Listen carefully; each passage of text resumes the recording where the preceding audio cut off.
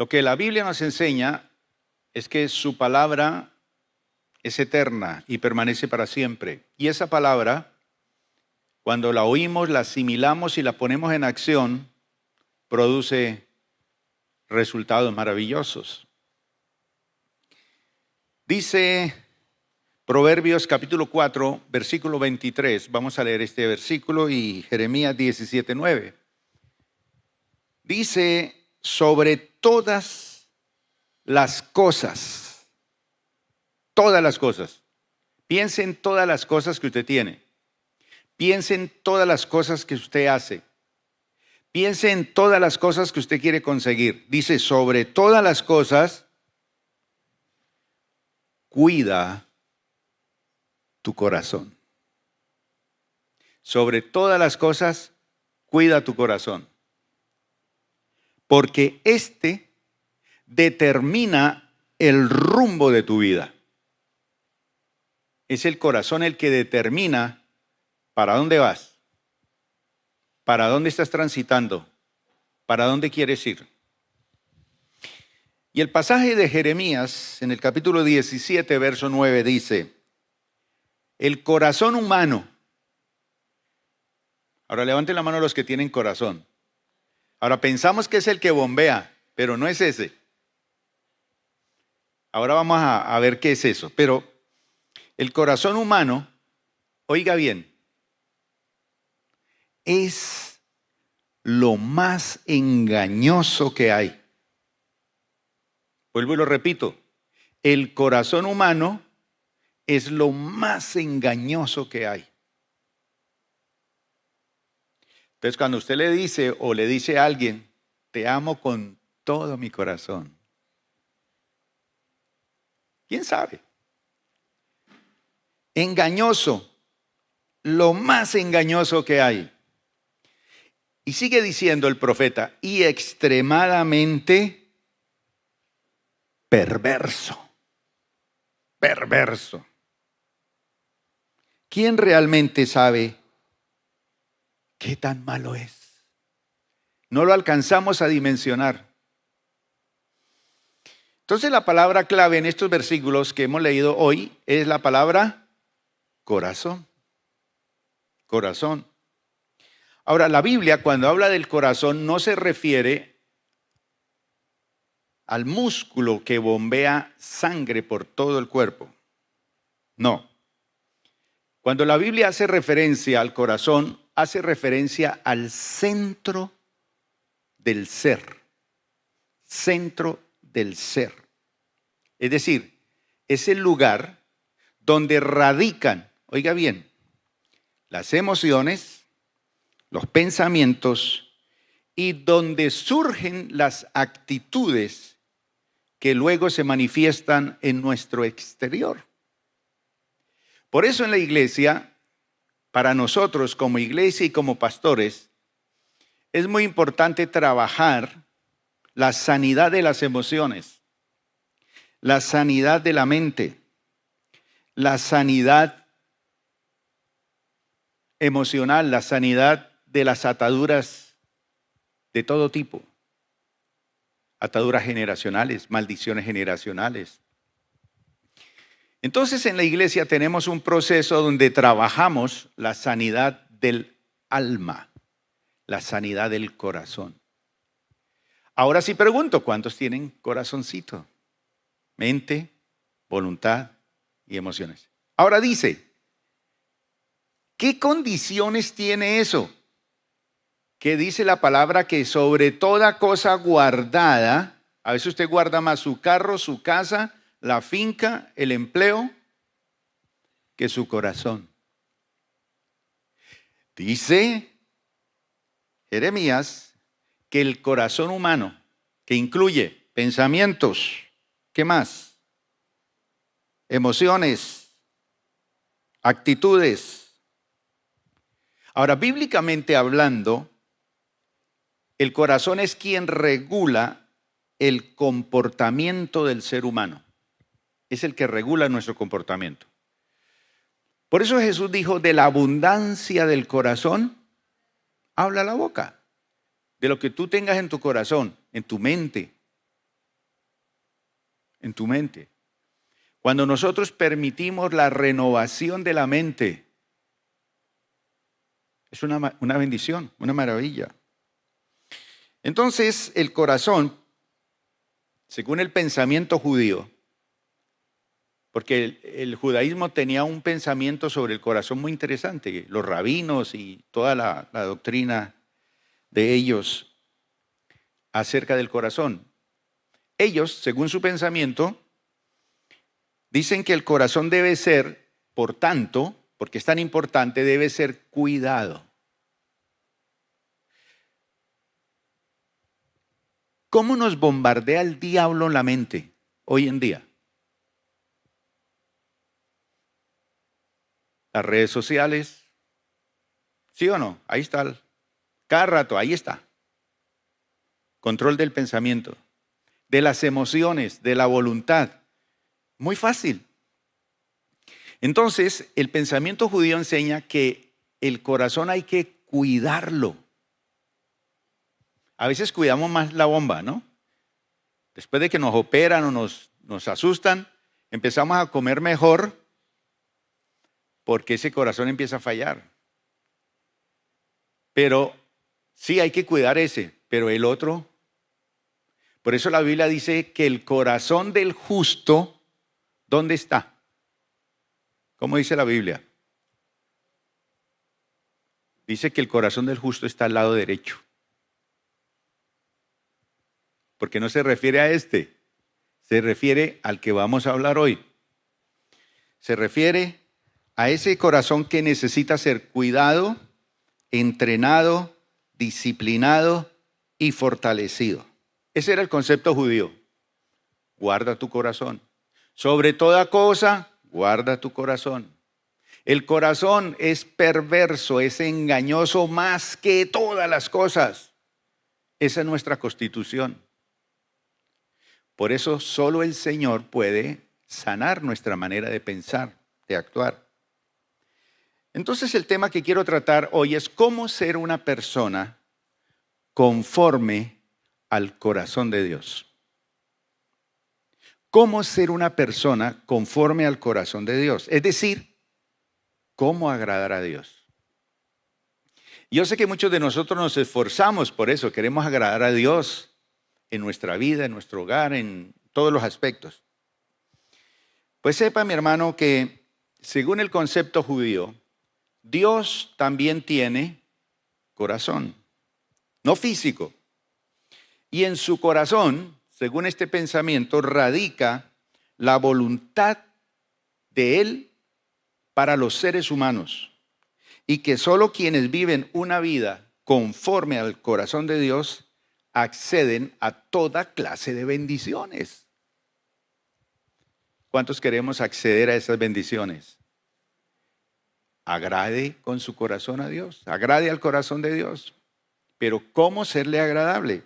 Hay un versículo en particular que nos habla algo al respecto y que es crucial para entender este mensaje de hoy. Y quiero que abramos las escrituras ahí en Hechos, capítulo 13, versículo número 22. Y Lucas resalta este detalle en la historia de Israel. Ustedes saben que el primer rey que fue elegido en Israel para gobernar toda esa nación fue un hombre que era uno que sobresalía en estatura a todo el pueblo. Era de buen aspecto, llamaba la atención, era carismático.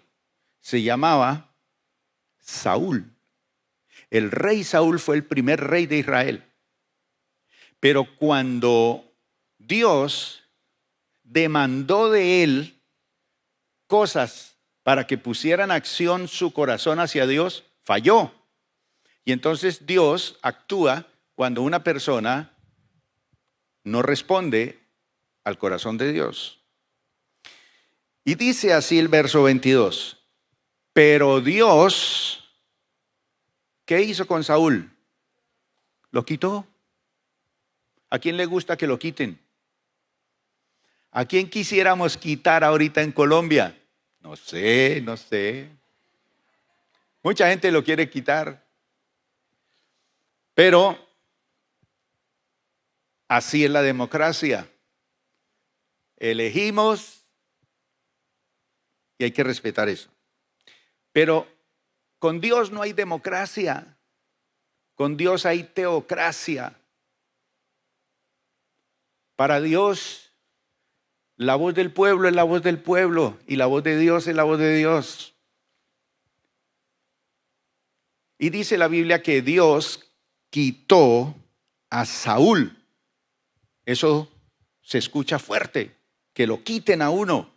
Fue elegido, fue ungido, fue separado, fue escogido, pero Dios lo quitó. Y sigue diciendo el pasaje, y lo reemplazó con David. Cuando una persona dice no a Dios, Dios siempre tiene otro que dice sí. Así que no nos pongamos de caprichosos con Dios. Que yo no, que yo no. Dios siempre tiene a alguien mejor que nosotros. Porque siempre hay alguien que es mejor que nosotros. En este caso, dice la palabra, que lo reemplazó con David un hombre de quien Dios dijo, Dios, he encontrado en David, hijo de Isaí, un hombre conforme a mi propio corazón. Él hará todo lo que yo quiero que haga, no como este Saúl. El desobediente lo quita y busca a uno conforme a su corazón. Hay una versión más moderna que puede ayudarnos a comprender mejor el concepto. En la Biblia Dios habla hoy y dice así. Más tarde, Dios quitó de su pueblo a Saúl, lo sacó de allí y les dio por rey a David, de quien dijo, él lo dijo, he encontrado que David, hijo de Jesé, es un hombre que me agrada y está dispuesto a hacer lo que yo quiero. ¿Cuántos quieren agradar al Señor? ¿Qué hay que hacer? Lo que Él quiere.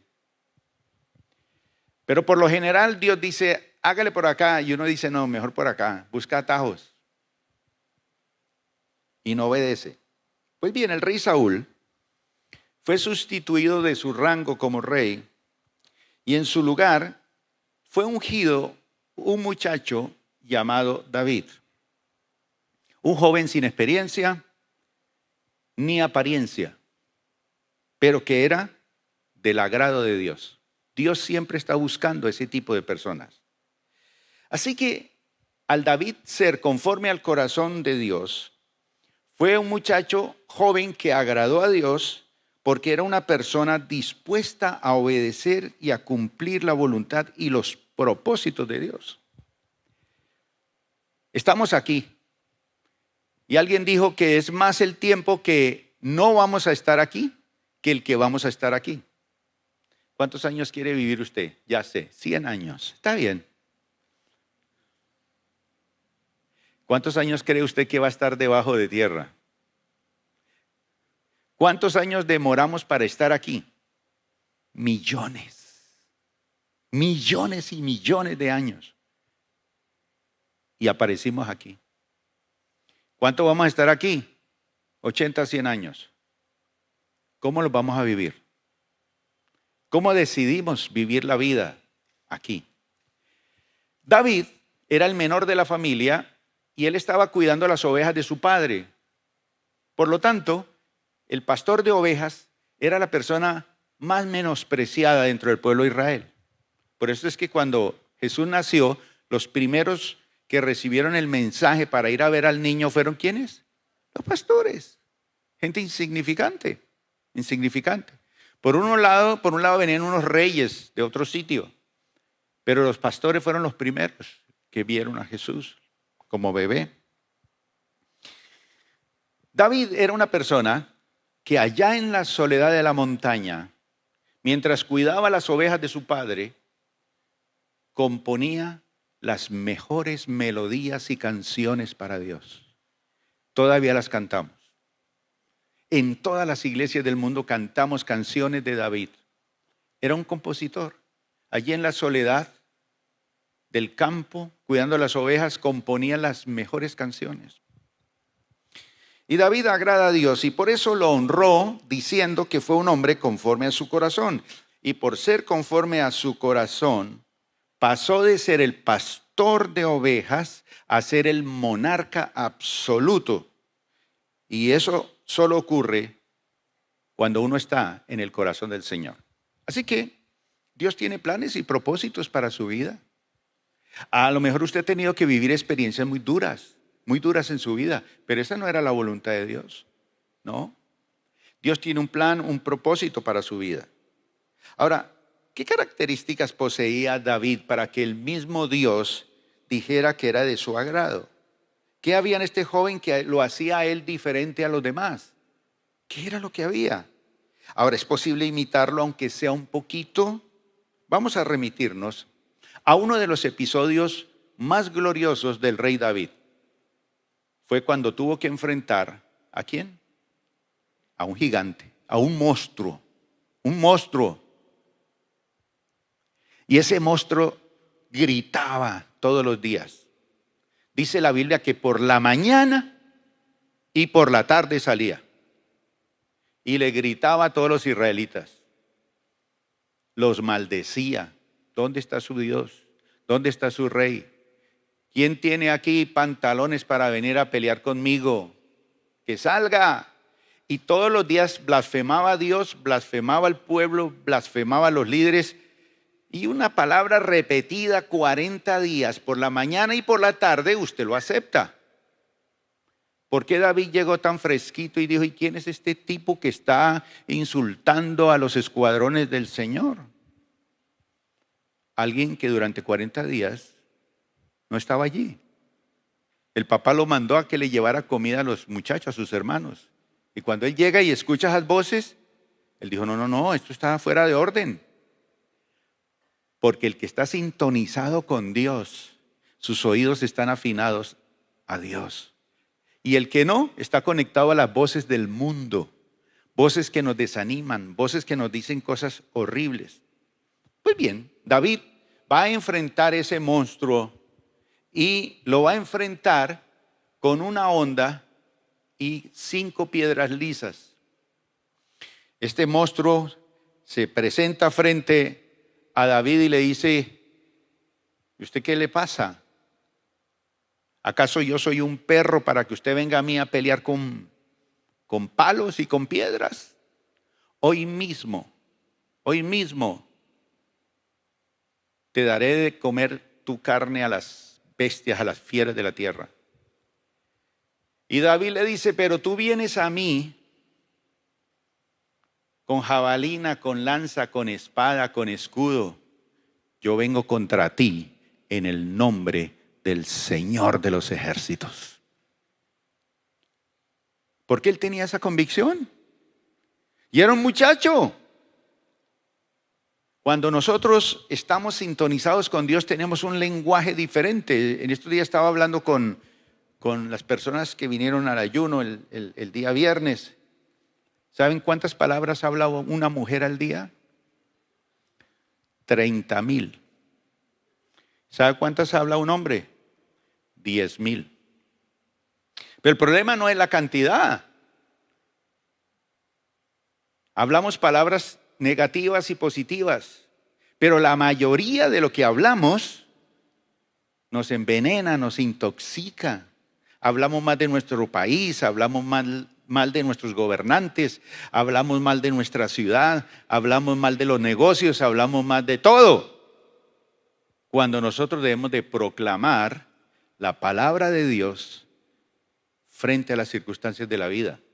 ¿Qué dice la palabra de Dios? Y si uno no está lleno de la palabra de Dios, pues va a hablar el lenguaje de este mundo, un lenguaje tóxico.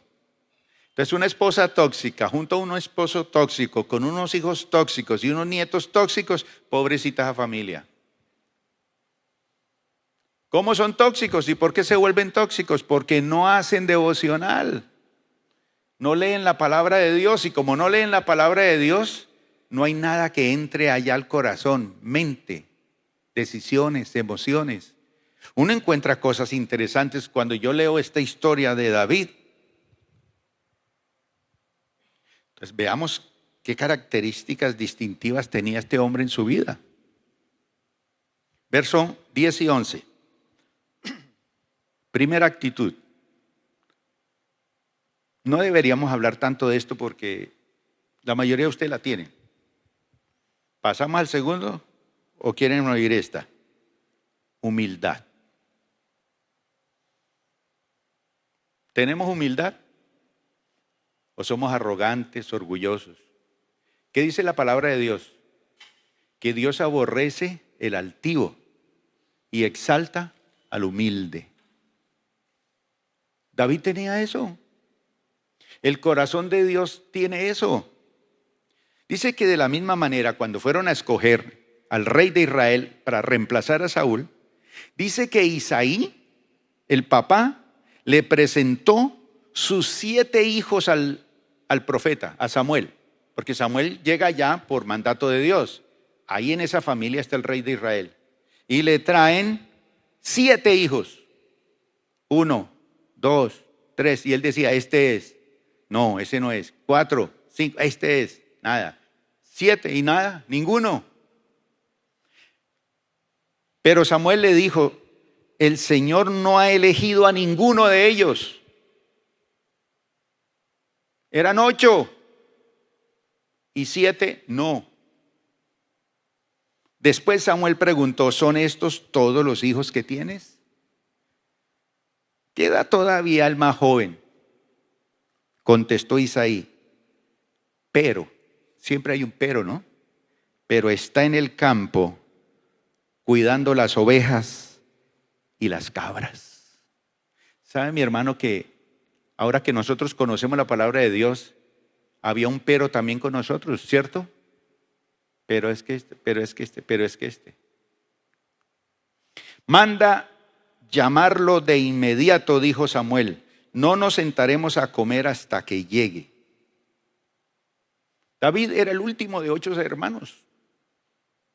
Y él le pasó a los 7. Y ninguno era.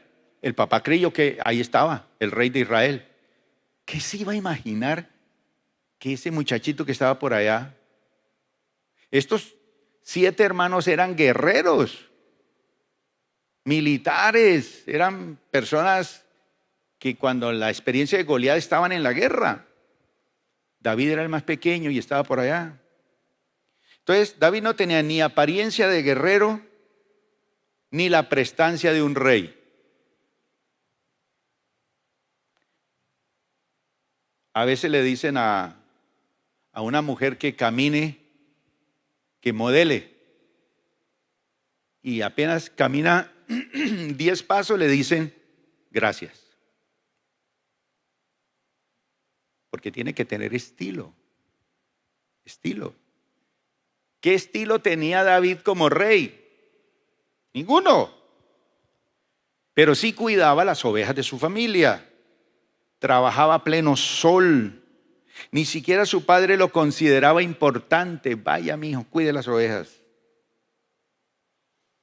Entonces,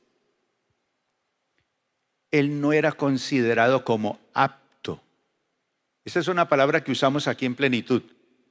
Cuando hacemos el balance de una persona, decimos apto, no apto o en proceso. Apto es que ya superó sus problemas. En proceso es que está ahí todavía luchando. Y apto es que salió adelante. Entonces, ese informe lo tiene que dar el orientador, si es apto o no es apto. ¿Con David era apto o no era apto? No era apto. Sin embargo, David no se quejaba de su vida. Aunque la gente diga que usted no es apto, Dios dice, sí es apto. Entonces la humildad, es una de las mejores actitudes que puede desarrollar una persona. ¿Y sabe por qué es buena la humildad? Porque la humildad abre puertas. ¿Por qué usted tiene las puertas cerradas? Porque usted no es humilde. ¿Para qué más sirve la humildad? La humildad le permite a uno conectarse con gente más preparada que uno. La humildad hace que uno tenga la ayuda de personas más preparadas que uno, más estudiadas y que le pueden ayudar. Gente con mejores recursos, con mejores habilidades, que estarán dispuestas a ayudarnos. ¿Sabes por qué? Porque los humildes, ¿cómo caen? Bien. No falsa humildad, humildad. Y David la tenía. Segunda actitud. Por la cara que ustedes tienen, no debería hablar esto, pero está en el versículo 14 al 20. Obediente. Obediencia. ¿Usted es obediente? Cuando Dios le dice es por aquí, ¿lo hace?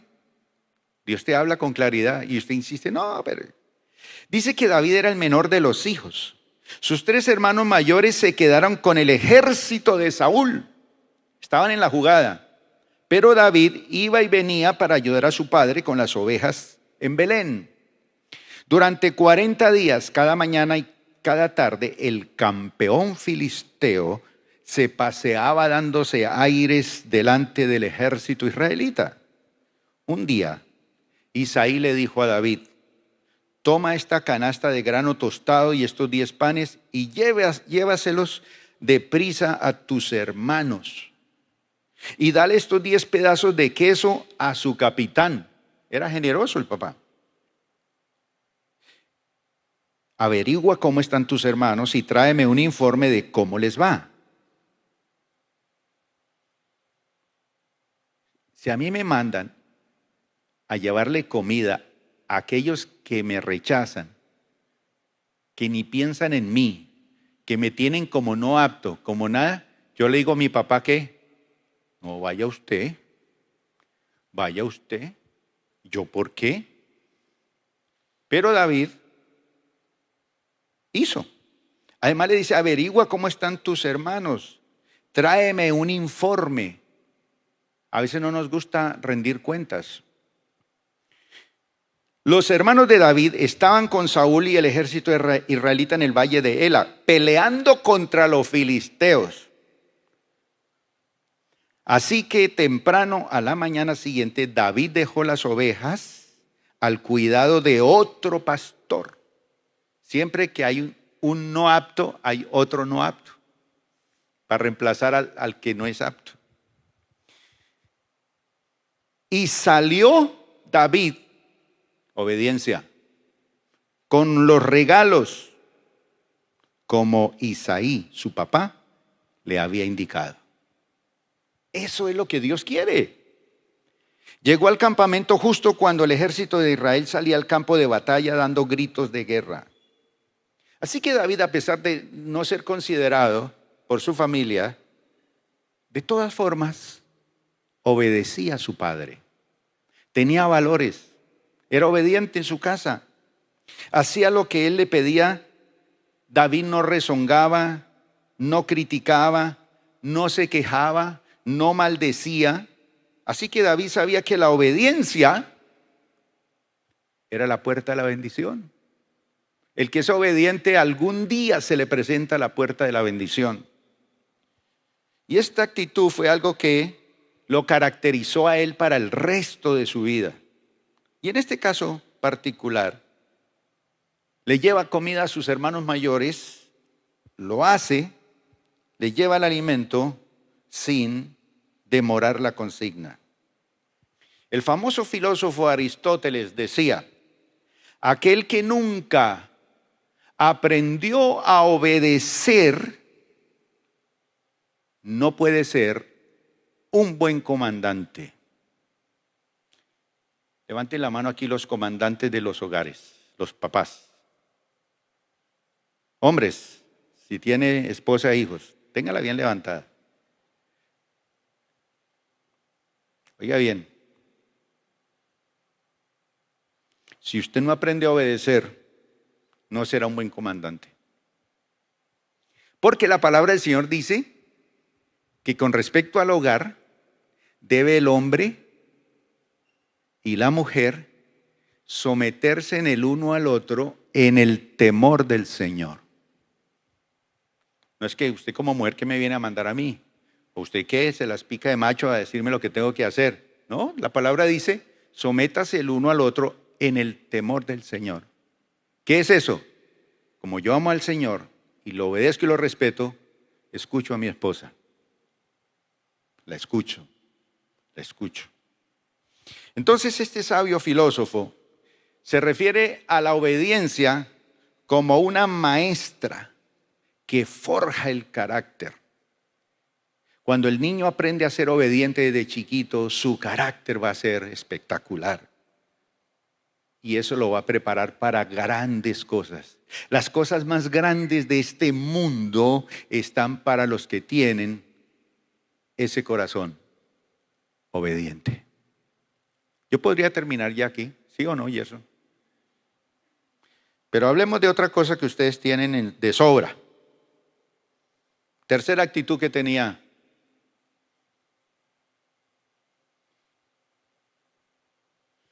¿Dónde está el cantante?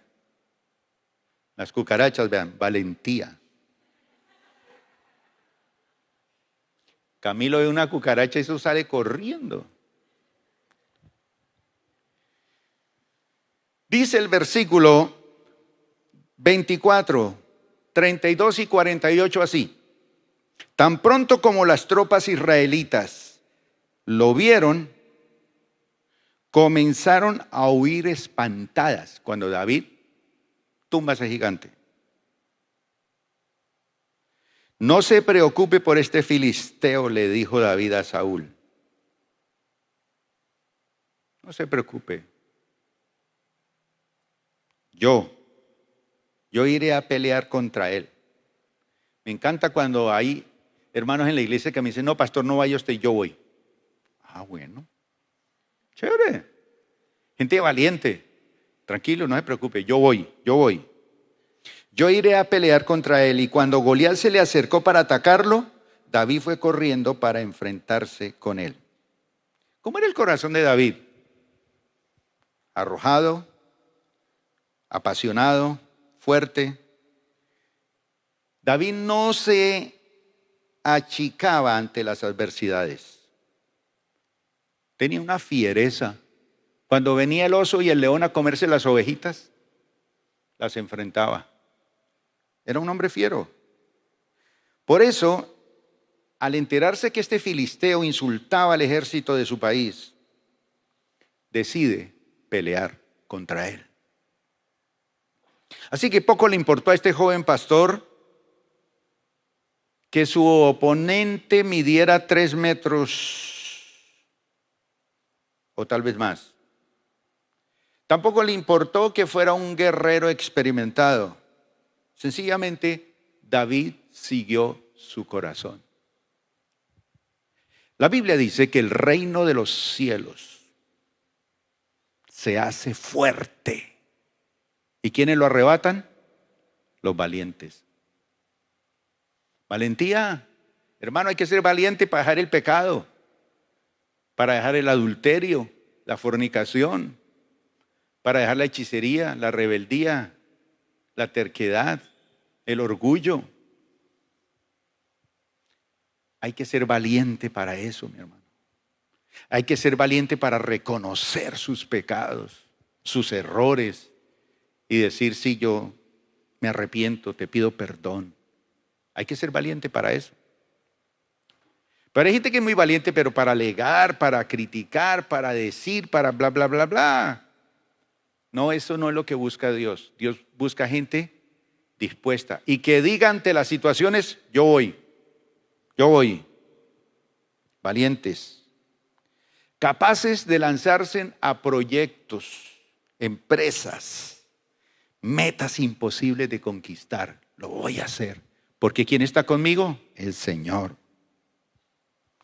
El famoso Mandela, ¿quién lo reconoció a él? Decía esta palabra: el hombre valiente no es aquel que no siente miedo, sino que conquista ese miedo. Ese es el valiente. ¿Dónde está Jennifer? Siempre que llamo a alguien no vino al culto. La invité a predicar esta semana. Iba en el carro así, pastor, tengo miedo, tengo miedo, tengo miedo. Tranquila, no se preocupe, que Dios la va a usar. No, tengo miedo, tengo miedo. Y ella está acostumbrada a los escenarios porque es músico profesional. Tengo miedo, tengo miedo. Y llegamos y fluyó. Tocó el violín, habló, predicó. Casi se tira esa empresa. Casi no se calla. 30,000 palabras habló allí. Y todas las mujeres querían trabajar y esa mujer no quería parar. Pero fluyó el Espíritu de Dios a través de ella. Qué bonito. ¿Cuántos quieren ser valientes? No es el que no sienta miedo, sino el que conquiste ese miedo. Conquístelo. Número 4. Todavía me quedan unos minutos. Dependencia de Dios. ¿Sí? A veces uno depende de sí mismo. Se las cree todas. Cree que es la última Coca-Cola del desierto. Cree que solo puede. Y trabaja en sus fuerzas y dice, yo lo voy a hacer. Verso 45, 46 y 47. David tenía un corazón total dependencia de Dios. Sí, me voy a casar. Alguien me dijo en estos días que se quería casar. Estaba sentado en mi oficina y yo lo miraba.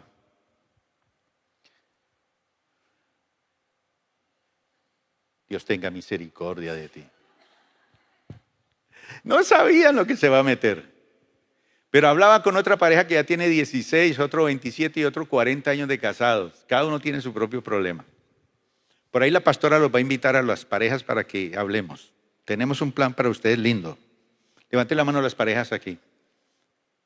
Es un material excelente que les vamos a compartir a ustedes. Los que son casados, ¿no? No quiero aquí soltero ni nada de esa cosa. David le respondió al filisteo, mire, esa dependencia de Dios. ¿Cómo le responde usted a esos gigantes que se le presentan? Tú vienes contra mí con espada, lanza y jabalina, pero yo vengo contra ti. Dígalo. En el nombre del Señor de los ejércitos celestiales. Dígalo. El Dios de los ejércitos de Israel. Dígalo. A quien tú has desafiado.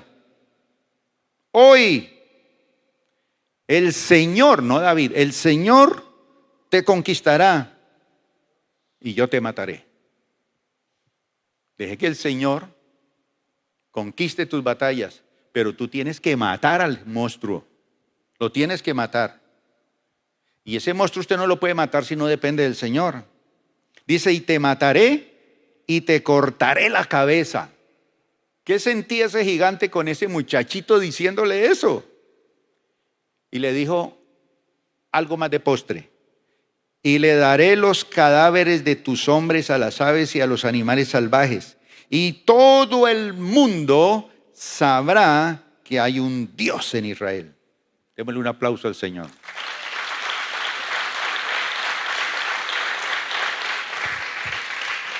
Pero léanlo conmigo.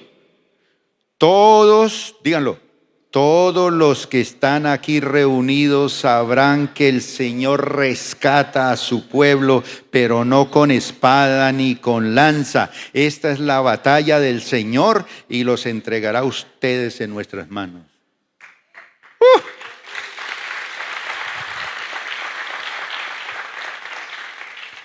¿A quién se encomendó David para enfrentar a ese gigante? A Dios. No lo atacó sin declarar que lo vencería con la ayuda del Señor. Lo cual muestra que esa era su costumbre, su hábito arraigado. Pero cuando uno no tiene una relación con el Señor, no hay hábitos. Por eso los logros siempre acompañaron a David. No en vano la Escritura dice, Proverbios 16:3, léanlo todos al tiempo. Pon todo lo que hagas en manos del Señor y tus planes tendrán éxito.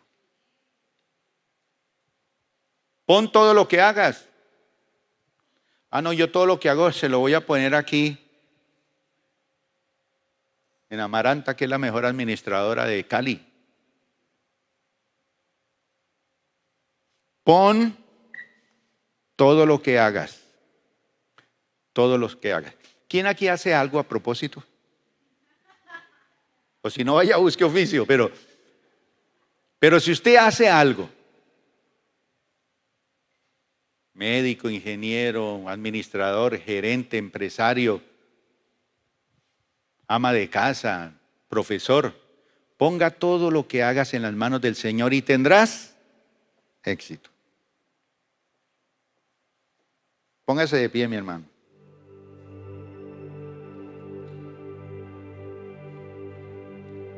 Quiero orar solo por estas personas que voy a invitar acá. No van a pasar todos porque no es necesario. Pero quiero orar por aquellos que se les ocurre comenzar un proyecto sin encomendárselo al Señor. Eso es trabajar en sus fuerzas. Quiero orar por usted. Venga aquí adelante. Aquellos que dicen, yo voy a comenzar una carrera universitaria sin encomendárselo al Señor. Venga aquí adelante. Alguien que dice, yo voy a comenzar este trabajo, esta empresa, sin encomendárselo al Señor. Este emprendimiento. En estos días le estaban dando publicidad por la televisión aquí en Cali a un emprendimiento. Y yo dije, uy, qué sofisticado ese emprendimiento que debe ser que le están dando publicidad. Y era un emprendimiento de unas materitas así chiquitas con un arbolito chiquito. ¿Y sabe quién era el sofisticado que estaba allí? Estaba allí Edwin y su esposa. Los estaban poniendo como ejemplo de emprendimiento para Cali, para el Valle del Cauca y para Colombia. Y mírenlo allá donde está, sirviendo al Señor. Pero ellos empezaron un emprendimiento. Y a propósito, ¿cómo se llama ese emprendimiento? Ágape. La tienen clara. Pero hay gente aquí que no le gusta poner sus proyectos en las manos del Señor. Hay gente aquí que quieren ser pastores y no ponen su deseo en las manos del Señor. Hay gente aquí que se quiere enamorar y no ponen su relación amorosa en las manos del Señor.